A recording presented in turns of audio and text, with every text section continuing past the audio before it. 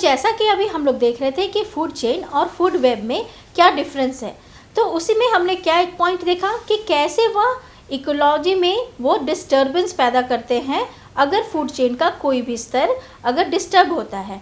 तो उसके लिए अब हम एक एग्जाम्पल देखते हैं। तो जैसा कि हम लोग देख रहे हैं कि यह फूड चेन ग्रीन प्रोड्यूसर से शुरू होता है, उसे फिर ग्रास हॉपर खाता है, उसके बाद उस ग्रास हॉपर को फ्रॉग को स्नेक और स्नेक ईगल के द्वारा खाया जाता है। अब यहाँ पे अगर हम ग्रास हॉपर को किसी कारण से अगर ग्रास हॉपर्स डिसअपियर हो जाते हैं, तो अब बताएं कि यहाँ पर कैसे फ्रॉग जो है वो अपना भोजन कहाँ से प्राप्त करेगा। तो फ्रॉग जो है वो अपना भोजन नहीं प्राप्त कर पाएगा, जिस कारण से ये पूरे के पूरा फूड चेन जो है वो डिस्टर्ब हो जाएगा।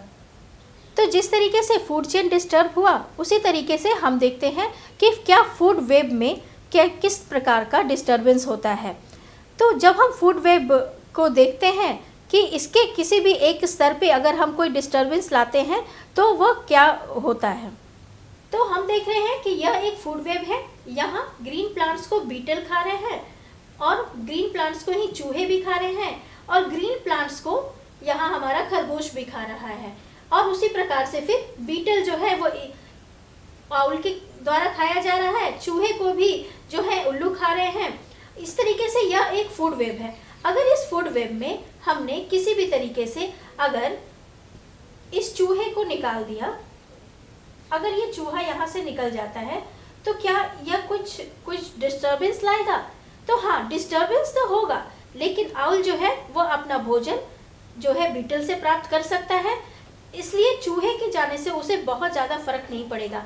तो इस तरीके से यह एक इकोलॉजी में वो स्टेबिलिटी लाती है कि अगर किसी एक प्रकार का भोजन प्राप्त नहीं भी है तो वह दूसरे प्रकार के भोजन से अपना काम चला सकता है, और इस तरीके से जो है वह अपना जीवन और इस फूड वेब को किसी भी प्रकार का कोई डिस्टर्बेंस नहीं लाता, जो कि एक स्टेबल इकोसिस्टम का आधार होता है। तो आइए अब हम देखते हैं कि ट्रॉफिक लेवल या पोषी स्तर कौन कौन से होते हैं। तो ट्रॉफिक लेवल या पोषी स्तर की परिभाषा क्या है। आहार श्रृंखला का प्रत्येक चरण अथवा उत्पादकों एवं उपभोक्ताओं के विभिन्न स्तर को पोषी स्तर कहते हैं। कौन कौन से हैं। ट्रॉफिक लेवल 1 में कौन से आते हैं। प्रोड्यूसर्स, ज़्यादातर ऑटोट्रॉप्स ही प्रोड्यूसर्स होते हैं जो अपना भोजन स्वयं बनाते हैं सनलाइट के प्रेजेंस में। दूसरा ट्रॉफिक लेवल है प्राइमरी कंज्यूमर्स का, जो क्या होते हैं, ज़्यादातर वो शाकाहारी होते हैं। ट्रॉफिक लेवल 3 में सेकेंडरी कंज्यूमर्स होते हैं जो कि छोटे मांसाहारी जीव होते हैं।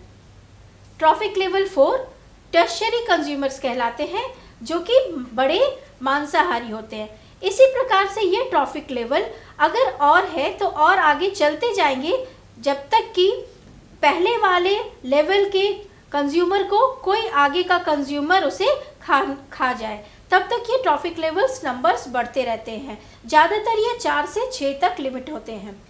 अब जब ये सारे ट्रॉफिक लेवल कंप्लीट हो जाएंगे तो फिर क्या होगा। क्या वह मांसाहारी जीव इस जगत में ऐसे ही रह जाएंगे। तो इन सारे मांसाहारी जीवों को हम हेटेरोट्रॉप्स कहते हैं। तो नहीं, यह मांसाहारी जीव जब अपनी जीवन की आयु कंप्लीट कर लेंगे तो वह मरने के उपरांत डिकम्पोजर्स के द्वारा डिकम्पोज हो जाएंगे। डिकम्पोजर्स को हमने अपने ट्रॉफिक लेवल में कोई जगह नहीं दी है, लेकिन डिकम्पोजर्स का भी एक बहुत ही महत्वपूर्ण भूमिका और सही भूमिका है कि वह किस प्रकार से इन कंज्यूमर्स को ऑर्गेनिक फॉर्म में लाकर मिट्टी में वापस मिला देते हैं।